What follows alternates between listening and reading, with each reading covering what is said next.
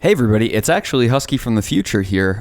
You might see a few things on my desktop that are not there, or you haven't set them up in the environment at this point. Don't worry about that.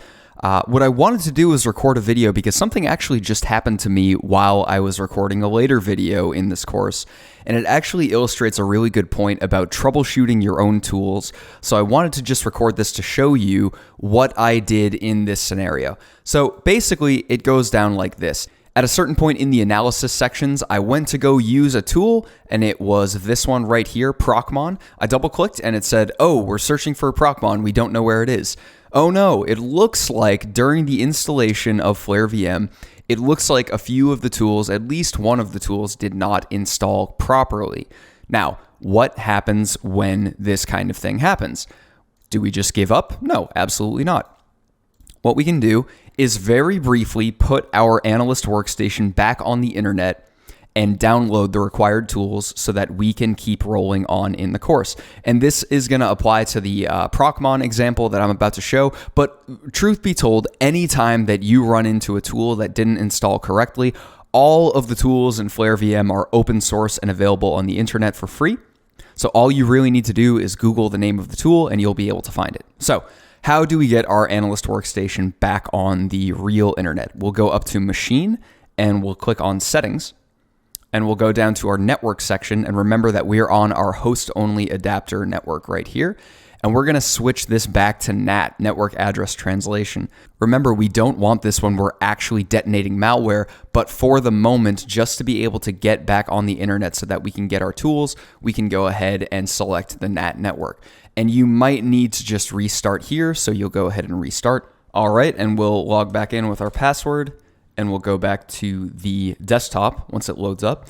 And we should be okay. If we go down here, we notice the little Internet Access Network icon. And so we can test this by going to google.com. And there we go. We have the actual google.com. Now, one thing to notice is that you might have to go into your network connections here. So just go down to the Start menu and do Network Connections. You can view network connections and go to the Ethernet adapter. You can click Properties, and you can go down to IPv4 and make sure that both of these are going to obtain IP address automatically, and very importantly, obtain DNS server automatically. Remember that during the setup, we actually put in the IP address of our Remnux box as the DNS server, and that allowed us to make use of iNetSim. But for the real world internet, we want to get that DNS server automatically. So if you click both of those and click OK, you should be able to get back to Google. All right, so how do I find this tool? So I'm going to start by Googling the name Procmon and download. And as it turns out, that Procmon is actually a program inside of the sysinternals suite, which is provided by Microsoft. Now, you can download this individually, but you can also go download the full sysinternals suite. All right, now once we've downloaded the sysinternals suite, we can just drag that right to the desktop, and we can right-click and go to 7-zip, and we can extract to sysinternals suite /, and that should extract all of the tools in the sysinternals suite out to a folder on the desktop.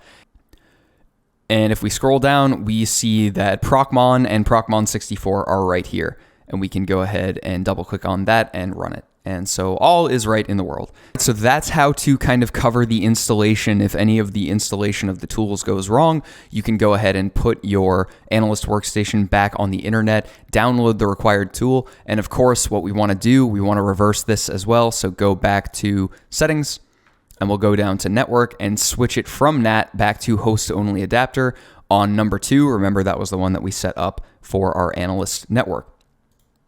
And click OK. And the last thing that you may need to do is go into View Network Connections. So type in Network Connections. Click on this, and we're going to set our DNS server again to be our Remnux box. So remember to use the IP address, whatever that is, and put that in here. So for me, that's 10.0.0.3 or 4. I'm not totally sure, but I'll check after this video.